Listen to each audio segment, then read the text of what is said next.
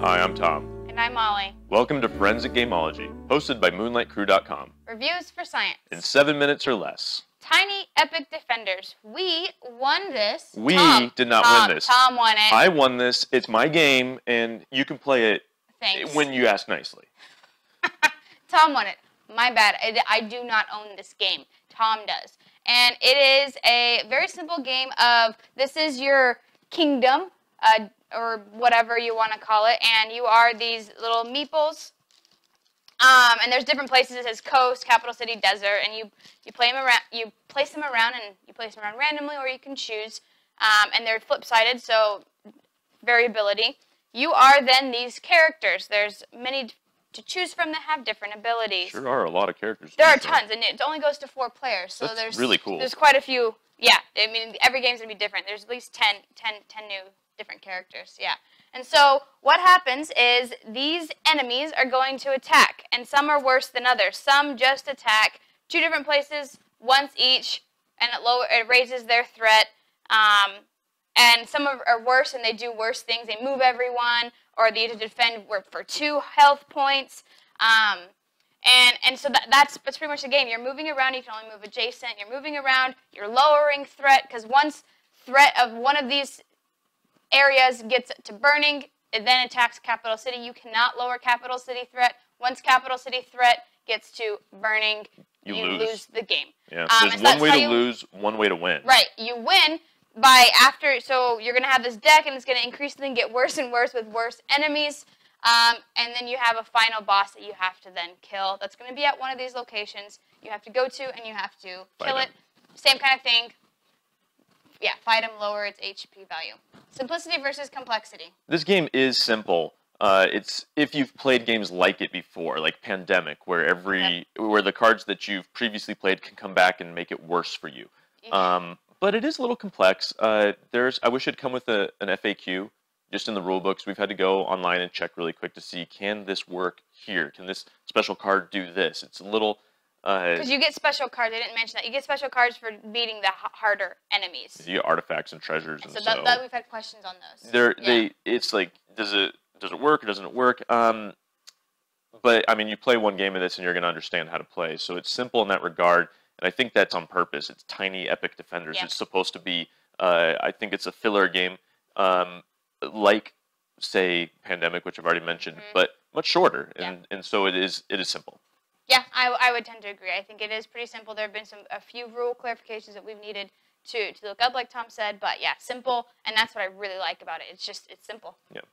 In Luck versus Strategy, I would say that while there is a lot of strategy as to how you plan out your turns and where you go and how to lower the threat of any given region, this game, I mean, we've lost just mainly based on luck, where we've went everywhere we should have gone. There was no better move to go. I mean, it's a co-op with open information, so I mean, we can all see what's the best one, best choice. But then the deck of cards that makes up your turn, because I mean, you only get to take your turn when your color of shield comes off the turn deck, and so that has been really, really just lucky. If it doesn't come up, and by the time it comes up, you're already dead. You're like, I guess we lost now.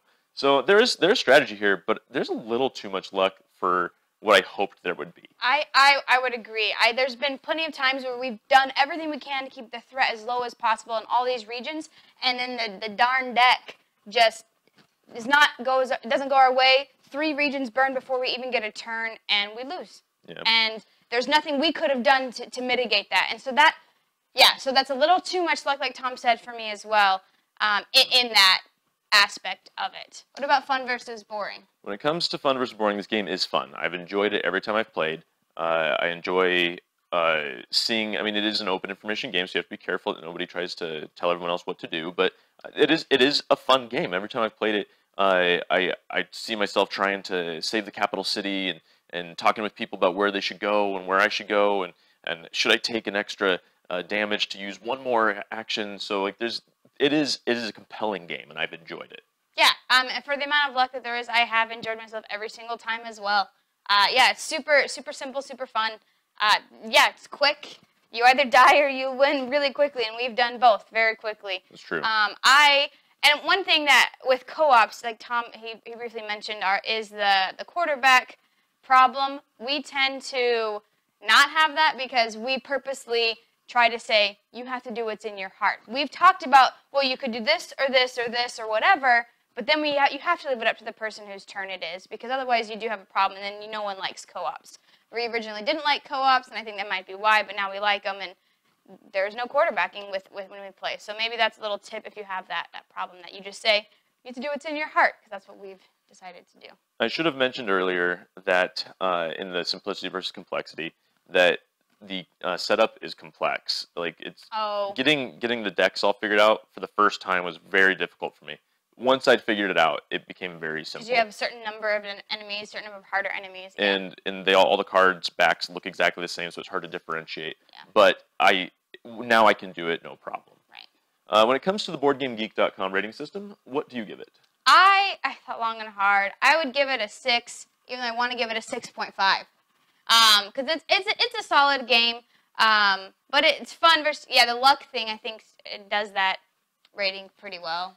I give this game a 7. It's a great game. I'm usually willing to play.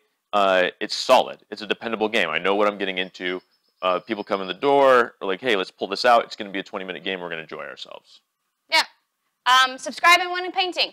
We presented the evidence. You be the judge.